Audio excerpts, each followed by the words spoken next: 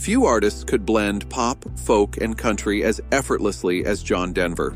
With poetic lyrics and acoustic charm, he gave us classics like Take Me Home, Country Roads, Leaving on a Jet Plane, and Annie's Song, the latter inspired by his then-wife, Annie Denver. Now, at 78, Annie has broken her silence, confirming long-standing rumors and offering rare insight into the beloved singer's life. While Annie Denver is often recognized as John's muse, she's impressive in her own right, a former school commissioner and TV personality. Born Annie Martell on September 6, 1946 in Minnesota, she grew up with 3 siblings in a Christian household. After high school, she attended Gustavus Adolphus College in St. Peter, Minnesota, Peter, where destiny introduced her to John Denver. In 1966, Denver was performing with the Chad Mitchell Trio when he met Annie, then a college sophomore. They reconnected months later, and in a 2022 Mobituaries podcast, Annie recalled their first meeting. John played guitar during a quirky campus musical, and she was the girl carrying Act 1 and Act 2 signs. John never forgot her, even what she wore, blue jeans, a flannel shirt, and penny loafers. Their romance quickly bloomed, leading to their wedding on June 9, 1967, just 9 months after they began dating. Annie's Song became one of John Denver's most iconic ballads, blending his love for music, nature, and his wife. And now, after decades of speculation, Annie has finally shared the truth about the song and the man behind it.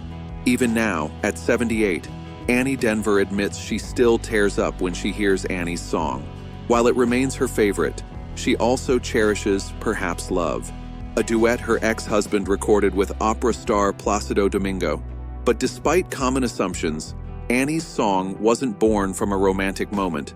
It came from something deeper after a pivotal event in their relationship. The year 1971 marked a major turning point for John Denver. With the release of Take Me Home, Country Roads, and other chart-topping tracks, he became a household name. That same year, a camping trip to Aspen, Colorado, with Annie and friends, sparked his lifelong love for nature and inspired songs like Rocky Mountain High. Eventually, the couple moved there, built a home, and started a life together. But the true spark behind Annie's Song came in 1973, following an argument between the couple. After reconciling, Denver went skiing to clear his mind. As he rode the Ajax chairlift on Aspen Mountain, the lyrics came to him in a rush. By the time he got home, the song was finished in under 10 minutes. Annie later recalled, "It was a love song given to me through him. Though they never had biological children, Annie and John adopted 2, Zachary John and Anna Kate, raising them with love in the home they built in Aspen. But even a beautiful song couldn't hold together a marriage strained by fame. By 1982, after 15 years together, Annie and John divorced. According to Denver, his career pulled them apart.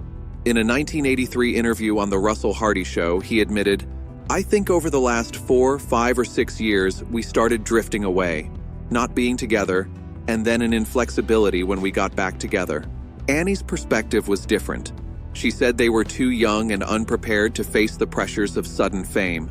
As John's star rose, Annie struggled to hold on to her own identity, feeling increasingly lost in his shadow. Still, the couple parted on respectful terms.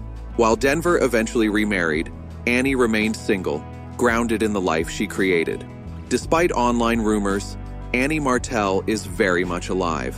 She continues to live in Colorado, surrounded by her children and grandchildren, a quiet life far from the spotlight, but forever connected to one of music's most heartfelt songs. Although their marriage was short-lived, Annie Martell and John Denver's separation was notably respectful, a rare outcome in the world of fame.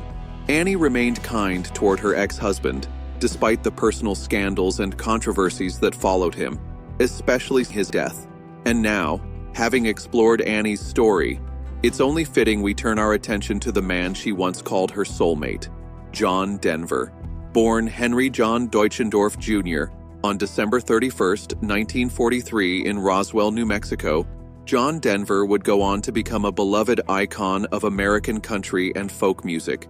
He was raised by Emma Louise and Captain Henry John Dutch Deutschendorf Sr., a highly decorated U.S. Air Force pilot. Denver described his father as strict and emotionally distant, a dynamic made tougher by the frequent moves his father's job demanded. As a quiet, introverted child, Denver struggled to make friends due to the family's constant relocations.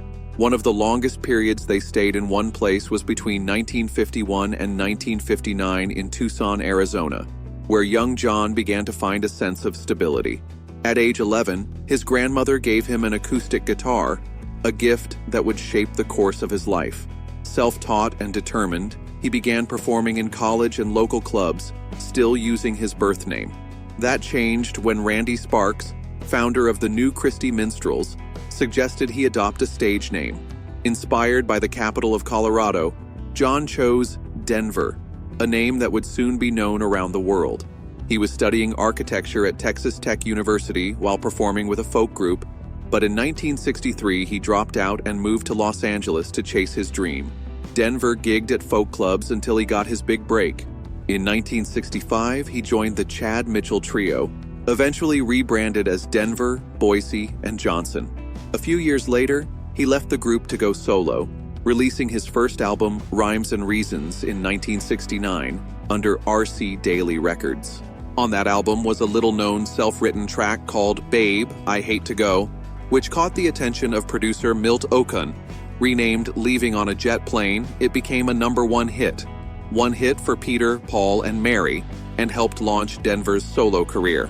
What many don't know is how much hustle Denver put into promoting his own music.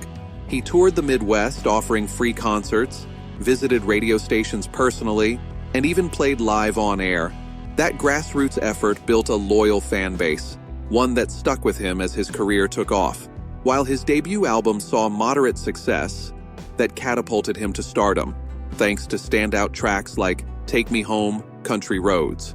Behind the scenes, new manager Jerry Weintraub played a pivotal role, orchestrating a powerful radio campaign that took Denver's music nationwide. With hits like Rocky Mountain High, Sunshine on My Shoulders, Thank God I'm a Country Boy, and Annie's Song, Denver quickly became a household name in the 1970s. Weintraub also made sure Denver appeared regularly on television, first as a guest, then as a host, further solidifying his place in American pop culture. John Denver's reach extended far beyond music. His seasonal special, Rocky Mountain Christmas, was watched by over 60 million viewers and became ABC's highest-rated show at the time. His popularity soared internationally with The John Denver Show on the BBC. Along the way, he earned multiple Grammy and American Music Awards, solidifying his legacy. By the late 70s, as his star began to fade, Denver shifted focus toward humanitarian work and environmental causes. He supported the Aspen Camp School for the Deaf and donated to the Aspen Valley Hospital's $1.7 million capital campaign. His 450-acre Windstar Land Conservancy in Aspen was not just his home, but a wildlife sanctuary and education center. Though we know Denver and Annie Martell divorced after 15 years, their split wasn't without drama. Denver once admitted to trying to cut their marital bed in half with a chainsaw, apparently in retaliation after Annie cut down some family trees in Aspen. Years later, he met Australian actress Cassandra Delaney in 1985, married her in 1988, and had a daughter, Jessie Bell. Their marriage was brief and tumultuous, ending in 1991 with Delaney calling Denver a vindictive bully. Denver's personal struggles deepened after his second divorce. He faced multiple drunk driving charges in the early 90s, eventually losing his medical clearance to fly.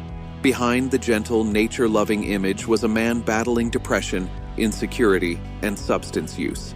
Denver openly admitted to using LSD and marijuana during the writing of Rocky Mountain High and faced criticism for his struggles with alcohol. A licensed pilot, Denver loved flying. But tragedy struck on October 12, 1997, when he died piloting a home-built Rutan-Long EZ aircraft that crashed into Monterey Bay near Pacific Grove, California.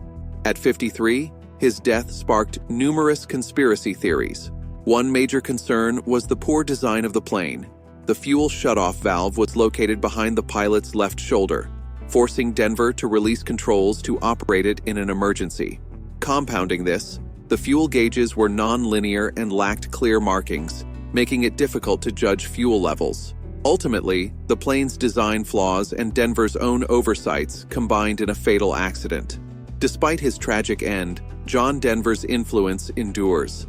His classic Take Me Home, Country Roads even re-entered the Billboard charts this year after featuring in a Super Bowl commercial. A tribute to Denver is set to premiere at the App Theater on July 10th. Please subscribe to our channel for more videos, and don't forget to press the bell icon.